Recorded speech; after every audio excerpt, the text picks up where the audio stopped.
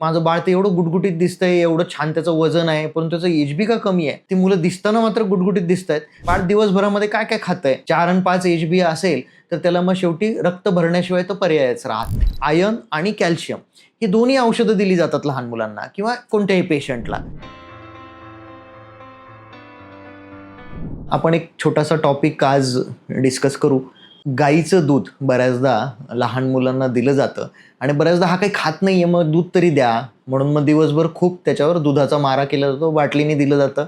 मूल जे आहे ते गाईचं दूध पिल्यामुळे त्याला भरपूर प्रमाणात फॅट्स मिळत आहेत, थोडे प्रोटीन्स पण मिळत आहेत आणि त्याचं वजन वगैरे चांगलं दिसतंय, बाळ गुटगुटीत दिसतंय. परंतु अशा मुलांना संपूर्ण पोषण काही मिळत नाही, कारण गाईच्या दुधामध्ये बऱ्याच गोष्टी नसतात. विटॅमिन्स मिळत नाहीत, फायबर्स मिळत नाहीत.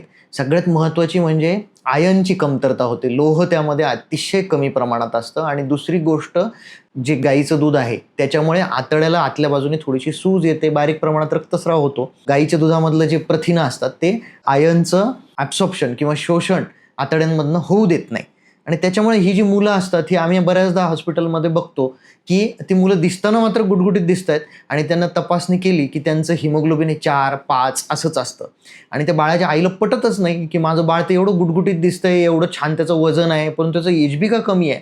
आपण जेव्हा त्यांना खोलात जाऊन त्यांना विचारतो की बाळ दिवसभरामध्ये काय काय खातंय, तर ते फक्त दुधावर असतं आणि दिवसभरामध्ये कधी कधी 1-1 लिटर दूध पाजलं जातं आणि अशा मुलांमध्ये ही सिव्हिअर आयर्न डिफिशियन्सी होते आणि 4 आणि 5 एचबी असेल तर त्याला मग शेवटी रक्त भरण्याशिवाय तो पर्यायच राहत नाही.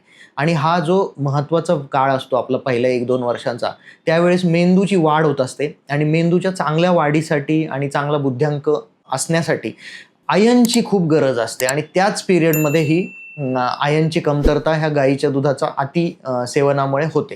तर सगळ्यात महत्त्वाचं आपण लक्षात ठेवायचं आहे की आपण तर सगळ्यांना 6 महिन्यापासून वरच्या गोष्टी चालू करायला सांगतोच, आपल्या आधीच्या रील्समध्ये पण आपण बोललोच आहोत.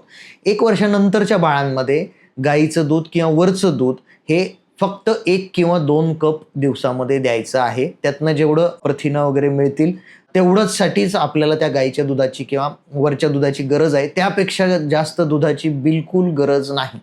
हे अतिशय महत्त्वाचं आहे आणि ह्याच्याबद्दल सगळ्यांनी विचार करण्याची गरज आहे.